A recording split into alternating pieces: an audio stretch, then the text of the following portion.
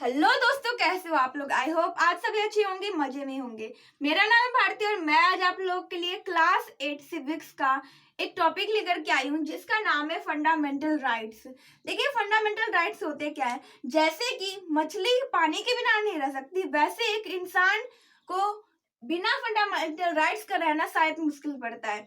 जैसे देखिए, fundamental rights का कीमत तब समझ में आई, इसका वैल्यू तब समझ में आई जब इंसान ने अंग्रेजों के गुलाम बन के थे। देखिए, हम जानते हैं कि भारत जब अंग्रेज के गुलाम थे तो भारत को कोई भी राइट्स नहीं था, किसी भी इंसान को ना इक्वलिटी का, ना ट्रीट करने का कुछ भी राइट्स नहीं था, ना ही एजुकेशन की राइट्स थी। लेकिन जब हमारा देश आजाद हुआ तब हमारे पास राइट्स आए।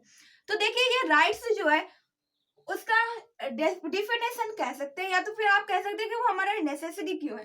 तो देखिए, they were considered essential for the development of the personality and to preserve human dignity. ये ह्यूमन डिग्निटी को प्रिजर्व करती है और ये हमारे पर्सनैलिटी, सारे इंडिविजुअल के पर्सनैलिटी को प्रिजर्व करती है। देखिए, हमारे पास जो है फंडामेंटल राइट्स है, ये हमारे जो कॉन्स्टिट्यूशन में लिखी गई है, ये पार्ट 3 में लिखी है। कहाँ लिखी है? तो ये पार्ट 3 में लिखी है। पार्ट 3 में लिखी है तो फिर आर्टिकल्स भी होगा। तो ये आर्टिकल्स 12 to 35, मतलब कि ये भाग 3 में लिखा गया है और अनुच्छेद 12 से 35 तक लिखी गई है। तो आखिर इतना कुछ जान लिए तो आखिर कितने तरीके के होते हैं हमारे ये फंडामेंटल राइट्स। देखिए, जो फंडामेंटल राइट्स का इसका हिंदी होता है मौलिक अधिकार। हर इंसान का अधिकार होता है, इसलिए इसका नाम हो गया फंडामेंटल राइट्स। देखिए, 6 तरीके की होती है। पहला होता है राइट टू इक्वालिटी, फिर होती है राइट टू फ्रीडम, फिर होती है राइट अगेंस्ट एक्सप्लॉयटेशन, फिर होती है right to freedom of religion, cultural and fundamental rights, and last होती है राइट टू कॉन्स्टिट्यूशनल रेमेडीज। देखिए, पहले 7 हुआ करते थे राइट टू प्रॉपर्टी, जो कि 44 अमेंडमेंट के थ्रू उसे हटा दिया गया है। तो चलिए अब इसके बारे में डिटेल में एक एक करके पढ़ लेते हैं। देखिए, अब हम इस वीडियो के लास्ट में आपको बताऊंगी कि ये जो फंडामेंटल राइट्स है, ये जो 6 राइट्स है, ये भूल जाते हैं एग्जाम के टाइम में, तो वो आप नहीं भूल सकते। एक ट्रिक बताएंगे जिसके थ्रू आप उसे याद कर सकते हैं। तो हमारा जो सबसे पहला फंडामेंटल राइट्स है वो है राइट टू इक्वलिटी। देखिए, ये आर्टिकल 14 टू आर्टिकल 18 में है। फिर आप सोच रहे होंगे कि आखिर हमने तो पढ़ा था कि वो जो फंडामेंटल राइट्स है वो 12 से 35 तक है, फिर ये 14 से क्यों स्टार्ट होती है, 12 से क्यों नहीं स्टार्ट हुई है? क्योंकि वो जो 2 है आर्टिकल, उसमें लिखा गया है, उसमें बताया गया फंडामेंटल राइट्स के बारे में, उसके इंपॉर्टेंस के बारे में बताई गई है।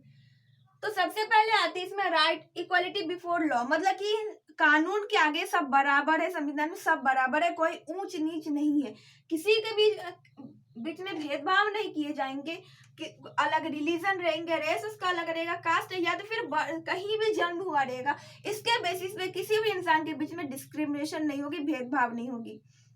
जैसे पहले कोई इंसान पढ़े हुए रहते थे, कोई अनपढ़ रहते थे, तो उसके बीच में डिस्क्रिमिनेशन होती थी। कोई गोरा रहता था, कोई काला रहता था, तो उसके बीच में डिस्क्रिमिनेशन होती थी। कोई दूसरे रिलीजन के रहती थी, कोई दूसरे रिलीजन के रहती थी, उस दोनों के बीच में डिस्क्रिमिनेशन होती थी। तो इन सारे डिस्क्रिमिनेशन को हटा दिया गया। ये हमारा फंडामेंटल राइट्स बोलते हैं। राइट टू इक्वालिटी हमें बोलती है कि हर एक इंसान बराबर है, चाहे कोई भी हो, लड़का हो, लड़की हो, ऊंच नीच हो, सब बराबर है, कोई भी ऊंच नीच नहीं होगा यहाँ पर। और इसके बाद नेक्स्ट है एबोलिशन ऑफ अनटचेबिलिटी। अनटचेबिलिटी नहीं है, उसका एबोलिशन हो रही है।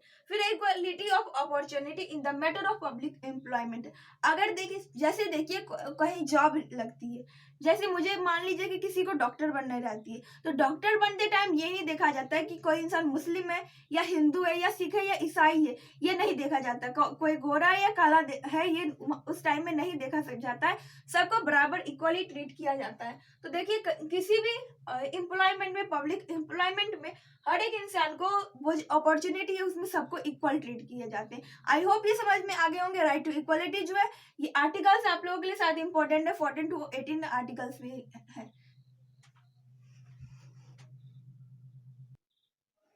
अब हमारा नेक्स्ट है राइट टू फ्रीडम। फ्रीडम मतलब ही होता है आजादी, मतलब कि हमें आजाद रहने का ये हमें राइट मिले, अधिकार मिले।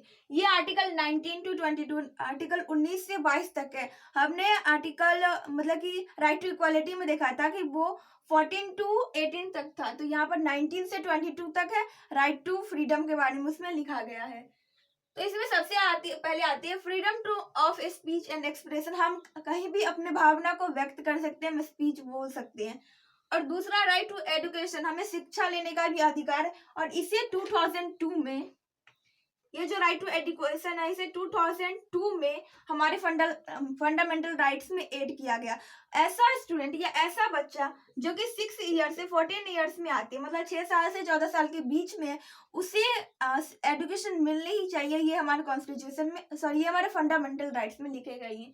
और freedom to move freely in India, मतलब कि हम भारत में किसी भी कोने में जाकर घूम सकते हैं। हमें इसके लिए कोई किसी से भी परमिशन लेने की हमें कोई भी जरूरत नहीं है। हम चाहे तो हम तमिलनाडु जा सकते हैं, हम चाहे तो मणिपुर जा सकते हैं, हम चाहे तो गुजरात, राजस्थान, कहीं भी जा सकते हैं। इसके लिए किसी से भी हमें परमिशन लेने की जरूरत नहीं है।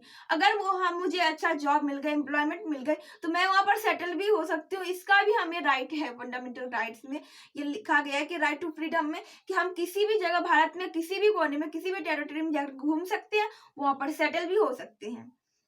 लेकिन अगर वही हम बात करें कि भारत से बाहर जाने की, तो वहां पर हमें परमिशन लेने की जरूरत होती है। वहां पर वीजा बनाना पड़ता है, मतलब कि हमें परमिशन लेनी पड़ती है गवर्नमेंट से कि हम कंट्री से बाहर जा रहे हैं। तो ये सब हमारा राइट टू फ्रीडम में थी। इसके अलावा हम कहीं भी बैठ करके, मतलब कि गैदर होकर के एक जगह किसी भी चीज के बारे में बात कर सकते हैं पीसफुल, मतलब आराम से। ऐसा नहीं कि हम लोग हथियार उठा लिए, लड़ाई झगड़ा, ऐसे नहीं, शांति से बैठकर बात कर सकते हैं। इसका भी राइट हमारे पास है। आई होप कि राइट टू फ्रीडम आप लोगों को समझ में आ गई होगी। ये आर्टिकल 19 से 22 तक लिखा गया है। इसमें बताया जा रहा है कि हम अपने भावनाओं का व्यक्त कर सकते हैं, एक्सप्रेस कर सकते हैं। और राइट टू एजुकेशन, इसमें एजुकेशन भी मतलब कि इसे 2002 में ऐड किया गया फंडामेंटल राइट्स में कि ऐसा स्टूडेंट जो कि 6 ईयर्स से 14 ईयर्स के बीच में आती है, उसे एजुकेशन मिलने ही चाहिए। और फिर नेक्स्ट है फ्रीडम टू मूव फ्रीली, मतलब कि भारत के किसी भी कोने में हम घूम सकते हैं और वहां पर सेटल भी हो सकते हैं। अब नेक्स्ट है राइट अगेंस्ट एक्सप्लॉइटेशन, मतलब कि इंसान का वो जो शोषण किया जा रहा था वो अब नहीं किया जाएगा। देखिए, ये हमारा आर्टिकल 23 से 23 और 24 में लिखा गया है। आर्टिकल 23 में लिखा गया है prohibition of traffic in human being. देखिए, हम जानते हैं कि पहले ऐसा होता था ना कि इंसानों का बंधुआ मजदूर बना लिया जाता था। इसके अलावा इंसानों को बेचा जाता था और खरीदा जाता था, और इसके अलावा बच्चे को भी बेचा जाता था, खरीदा जाता था। अब वो हमारे राइट अगेंस्ट एक्सप्लॉइटेशन के थ्रू उसे बंद कर दिया गया है। और ऐसा बच्चा जो कि 14 ईयर्स के नीचे है, वैसा बच्चा किसी भी माइंस में, किसी भी फैक्ट्रीज में या किसी भी जगह काम नहीं कर सकते हैं। ये हमारे राइट अगेंस्ट एक्सप्लॉइटेशन में लिखा गया है। कोई भी बच्चा अगर जो 14 साल के नीचे अगर उसे काम करते देखा जाता है, तो उसके अगेंस्ट हम लोग कंप्लेन भी कर सकते हैं।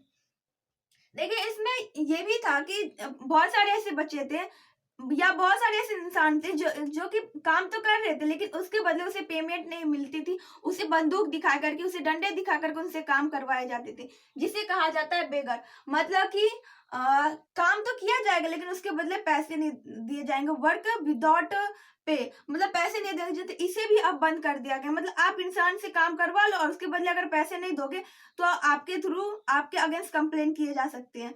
पहले ऐसा होता था ना कि जमींदार लोग जो होते थे या जो भी बड़े इंसान होते थे, वो सब ना गरीब को काम तो करवा लेते थे लेकिन उसके बदले पैसे नहीं देते थे। बोलते कि अगर तुम मेरा काम नहीं किया तो मैं तुम्हारे पूरे घर के बर्बाद कर दूंगा, तुम्हारा पूरा जमीन हड़प लूंगा। ऐसा उसे धमकी दिया करते थे और उससे काम करवा लेते थे। लेकिन आज के टाइम में अगर नरेंद्र मोदी भी चाहे कि वो अगर किसी भी इंसान से काम करवा ले और उसके बदले में उसे पैसे ना दे, तो शायद नरेंद्र मोदी का भी जेल हो सकती। आई होप ये समझ में आ गए होंगे राइट अगेंस्ट एक्सप्लॉइटेशन। लेकिन अब मैं एक बात पूछना चाहती हूँ आप लोगों से कि क्या आप लोगों को सच में लगता है कि राइट अगेंस्ट एक्सप्लॉइटेशन ये अभी काम कर रही है? तो इसका आंसर है नहीं।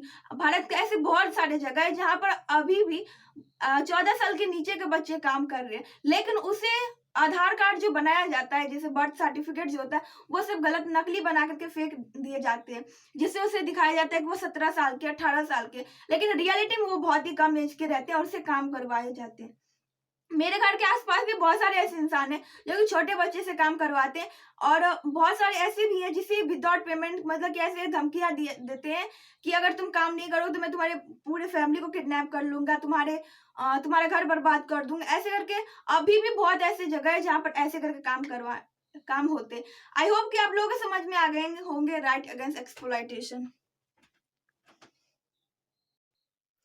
देखिए, आप बहुत सारे मूवी में भी सुने होंगे कि इंसान के फैमिली को भी, पूरे फैमिली को किडनैप कर लिया जाता है और बोला जाता है कि अगर तुम मेरा वो काम नहीं कर दिया तो मैं तुम्हारे पूरे परिवार को मार दूंगी, या उसके बच्चे को किडनैप कर दिया जाता है और बोलते हैं कि अगर तुम ऐसा काम नहीं किया मेरा तो मैं तुम्हारे बच्चे को मार दूंगा। तो वो हो जाते हैं राइट अगेंस्ट एक्सप्लॉयटेशन। अब हमारा नेक्स्ट जो टॉपिक है वो है right to freedom of religion. ये हमारा फोर्थ फंडामेंटल राइट्स है। ये जो है ये 25 to 28 आर्टिकल्स में लिखे गए, मतलब अनुच्छेद 25 से 28 में इसके बारे में लिखा गया है। पहला है right to profess, practice and propagate any religion. देखिए, अगर हम चाहते हैं, हम हिंदू, अगर हम चाहते हैं तो हम मुस्लिम बन सकते हैं, हम सिख बन सकते हैं, हम ईसाई बन सकते हैं, या अगर मुस्लिम या सिख चाहे तो वो हिंदू बन सकता है। कोई भी इंसान अपना रिलीजन चेंज कर सकता है, ये हमें पता चलती है, ये हमें राइट दिया जाता है फ्रीडम ऑफ रिलीजन के थ्रू। इसके अलावा जैसे देखिए, राम मंदिर बनी थी, तो राम मंदिर बनाते टाइम किसी भी इंसान से टैक्स नहीं लिए गए थे, बल्कि जिनसे इंसान को कुछ भी देना था तो वो खुद से दिए थे, डोनेट किए थे, दान दिए थे। और किसी भी इंसान से स्टेट मतलब यहाँ पर कंट्री डिटरमाइन करती है, तो किसी भी कंट्री के किसी भी पीपल से पैसे नहीं लिए जाएंगे, टैक्स नहीं लिए जाएंगे। तो state will not collect any tax for promote of any particular religion. किसी भी पर्टिकुलर रिलीजन को प्रोमोट करने के लिए किसी से भी टैक्स नहीं लिए जाएंगे। लेकिन अगर सरकार चाहती है तो किसी को टैक्स दे सकती है। अब जैसे देखिए, अगर जैन धर्म है और वो धीरे धीरे खत्म हो रही है तो उसे प्रोमोट करने के लिए सरकार उसे टैक्स दे सकती है, उसे बढ़ा सकती है, बढ़ावा दे सकती है। तो ये हो जाता है हमारे right to freedom of religion में। आई होप कि आप लोगों को समझ में आ गए होंगे। अब हमारा नेक्स्ट है कल्चरल एंड एजुकेशनल राइट। ये अनुच्छेद 29 और 30 में लिखा गया, आर्टिकल 29 और 30 में इसके बारे में लिखा गया है। इसमें कहा जाता है कि कोई भी लैंग्वेज या कोई भी कल्चर, किसी भी कल्चर को प्रोमोट किया जा सकता है। जैसे मैं अभी बताई थी कि अगर जैन धर्म खत्म हो रहे हैं तो उसे सरकार पैसे देंगे और प्रोमोट करने की कोशिश करेंगे। वैसे अगर कोई लैंग्वेज खत्म हो रहे हैं तो स्पीच दे करके, या तो फिर जैसे देखिए अभी मूवी निकाले जाते हैं जिस मूवी की तरह लोगों को इंस्पायर किया जाता है उस लैंग्वेज के लिए। जैसे देखिए कि अभी मैथिली भाषा जो है वो धीरे धीरे खत्म होती जा रही है। लोग हिंदी बोलते हैं, इंग्लिश बोलते हैं, और मैथिली धीरे धीरे खत्म हो रही है। तो मैथिली में मूवी बना करके उस मैथिली को प्रमोट किए जाते हैं, या तो फिर कहीं भी पर्टिकुलर जगह पर स्पीच देकर पब्लिक प्लेस पर उस लैंग्वेज प्रमोट किया जा सकते हैं।